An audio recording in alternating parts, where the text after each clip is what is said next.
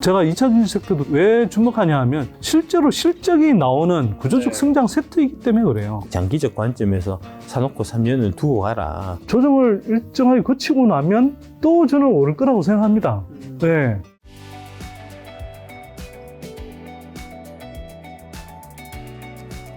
자, 시청자 질문 어그로TV님이 남겨주셨는데 요즘 2차 전지 호재가 떠도 잘 안 오르던데 두 분께서 생각하는 주가가 오르는 원리가 궁금합니다. 아마도 앞으로 2차 전지가 좀 언제쯤 어떤 신호나 뭐 뉴스 나야 오르는지 궁금해한 것 같습니다, 이사님. 막 지 알아서 오르겠죠. 때 되면 오르고 하는 거니까 뭐 그거를 알면은 사실은 이제 그 시점에 딱 맞춰서 정확한 시점에 투자를 하고 빠지고 이렇게 할 수가 있을 텐데 우리는 이제 그런 걸 모르기 때문에 어떤 촉매에서 주가가 움직이고 어떤 촉매에서 주가가 움직이지 않고 이런 부분들을 알 수가 없는 거니까.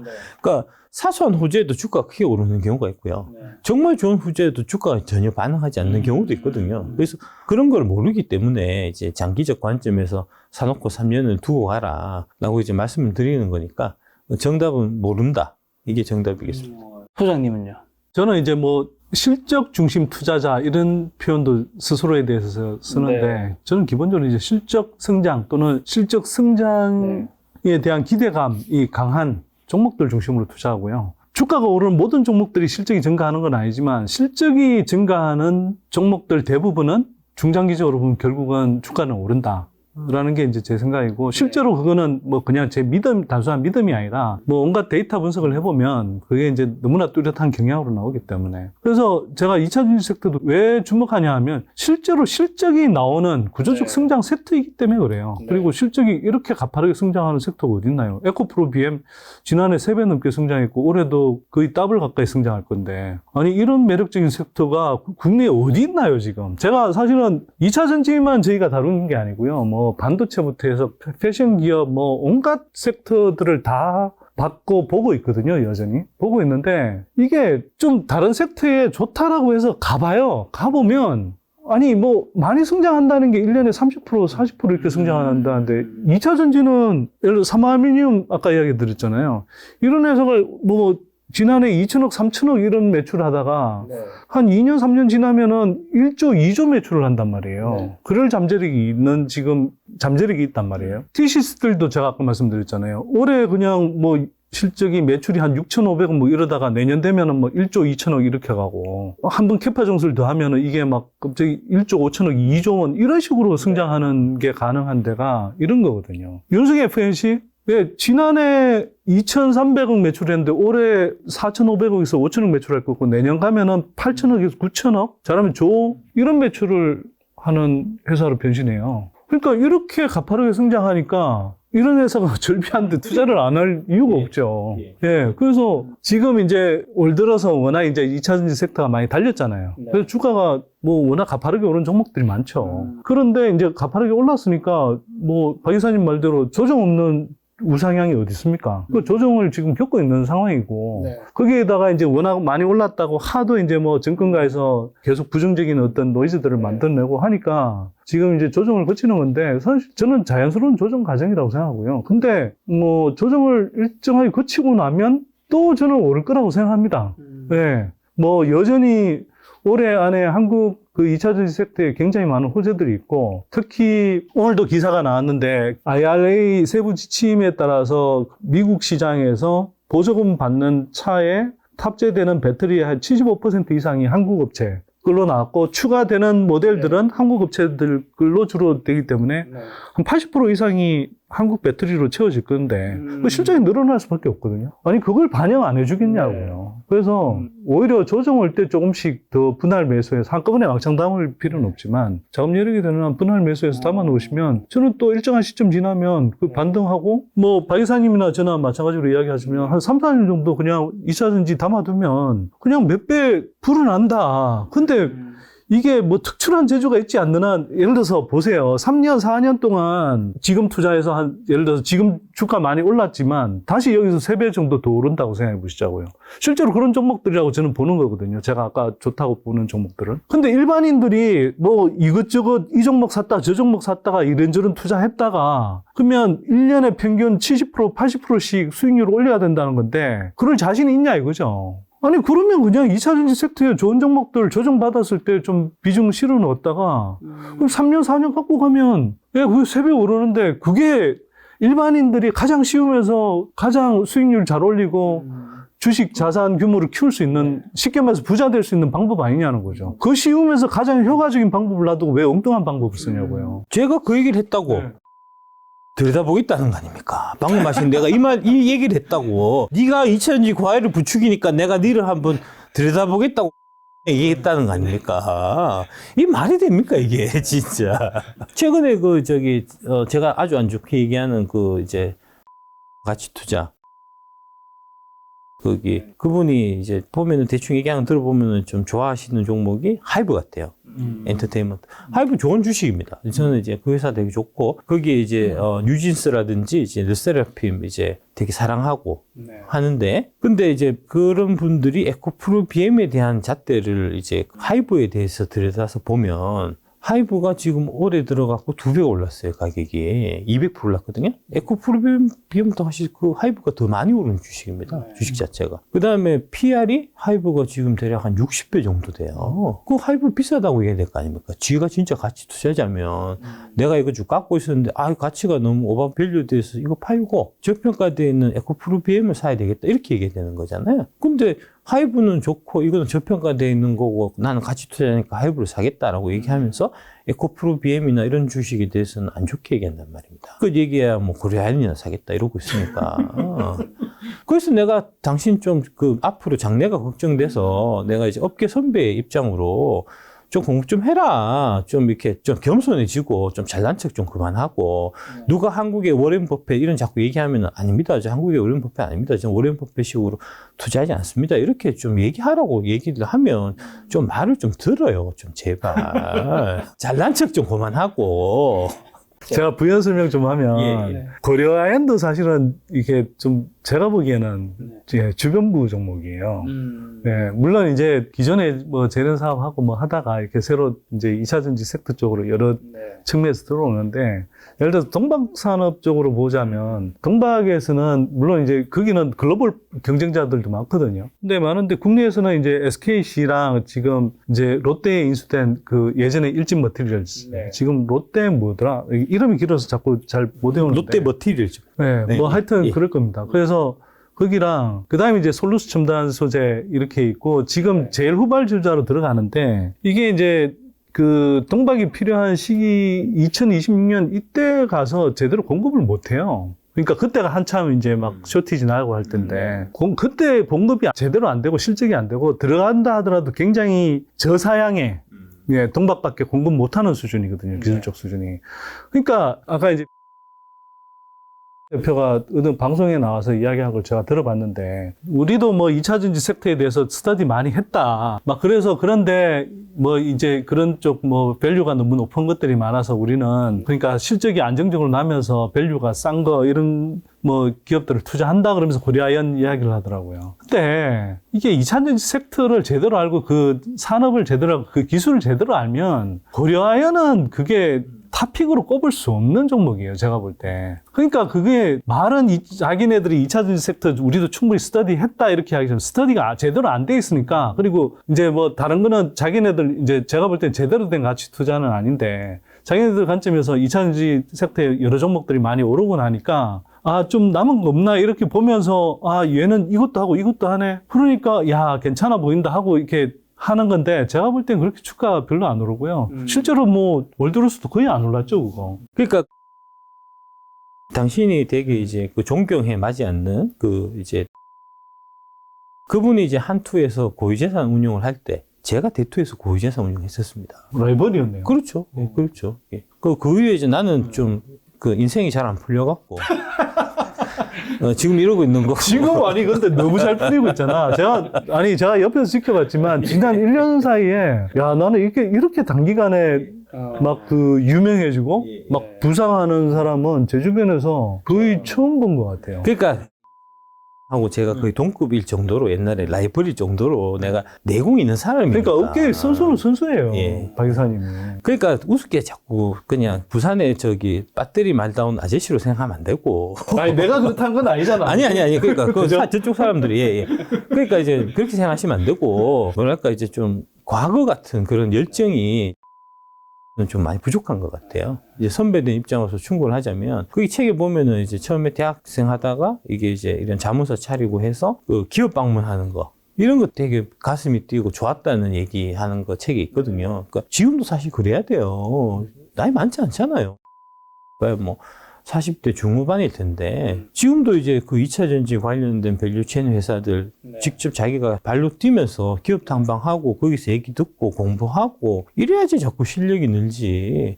밑에 이제 뭐 애널리스트들 채용해서 걔들한테 다 시키고 걔들 보고받아가지고 이렇게 결제하고 이런 식으로 가면 지금 나이도 아직은 한참 젊은 나이인데 그렇게 해갖고 되겠나 싶은 생각이 좀 많이 듭니다. 내가 나이가 더 많을 텐데. 아, 그러니까. 나도 탐방 얼마나 열심히 했는데. 예, 그러니까 자세가 지금 좀 잘못된 것 같습니다. 분위기 전환을 위해서 시청자 질문 드리도록 하겠습니다. 라이징 타이드님께서 에코프로비엠 주주입니다. 최근 대주주 특수관계인과 임원이 주식을 대량 매도했습니다. 주식에서 회사 관계자의 주식 매도는 단기 고점으로 해석되는데요. 두 분의 의견은 어떤지 궁금합니다. 또한 주주들의 믿음처럼 회사의 성장과 주가 상승을 통한 주주 가치 제고를 위해서는 대주주나 임원의 주식 매도가 더 이상 없어야 할 텐데요. 향후 대책과 주주로서 해야 될 부분은 어떤 게 있을까요? 그거 제가 먼저 말씀드리겠습니다. 빨리 끊으시기 바랍니다. 그래서 얘기한 그대로 지금 읊는 거예요. 거기서 얘기한 그 논리를 그대로 듣고 와서 지금 얘기하는 겁니다. 참 그 얘기 자체가 잘못된 거예요. 특수관계인과 임원이 주식을 대량 매도한 건 사실인가요? 아니죠. 소량이죠. 판 건 사실인데 판건 그 사실이죠. 양이 대량인지 소량인지는 이제 각자 영역이 다른 거죠. 아니죠. 그거는 그렇게 보면 안 아니 되죠. 그게 임원이 그냥 이제 뭐 보너스라고 해야 되나? 스톡 옵션을 받은 건데 그 중에 이제 일부를 이제 행사한 거고요. 근데 이게 제가 그냥 뭐 주관적인 판단을 말씀드린 게 아니라 이거와 관련한 데이터 분석 결과가 이미 나와 있어요. 어떤 거요? 어떤 분석이냐 하면 한국 주식 시장에서 그 내부자가 임원이나 특수관계인이 어떤 주식을 샀을 때 그거는 바닥 신호인 경우들이 많았다. 그러나 이 내부자들이 팔았을 때는 꼭 그게 고점이라는 신호가 아니다. 다양한 이유로 팔 수 있다는 거죠. 예를 들어서 뭐 자기가 금전이 필요했을 수도 있고 또는 뭐 이런저런 뭐 다른 이유 때문에 네, 뭐 아니 어떤 사람도 다 자기 생활에 필요가 있는 거 아니에요. 그렇죠. 뭐 갑자기 집을 사야 될 것도 있고 뭐 자녀 결혼을 치러야 되는 상황도 생길 수 있는 거고 또는 뭐 자기가 뭐 빌린 빚이 많았는데 뭐 물론 좀 웬만큼 올랐으니까 뭐 이 정도쯤에서 한번 나도 수익 실현하고 갈까 뭐 이런 생각이 들 수도 있는 거고 뭐 다양하지만 예, 지금까지 그 데이터 분석 결과는 그래요. 이게 주식을 산 경우는 대부분 바닥인 게 맞았고 근데 막 이런저런 이유로 팔았을 때 그 팔았다는 게 꼭 고점이라는 신호는 명확하지 않다. 이게 데이터 분석 결과입니다. 맞습니다. 예. 그게 왜 그러냐면 첫 번째로 파는 게 여기 아까 얘기했듯이 고점을 인식해서 팔았다 뭐 이렇게 하잖아요.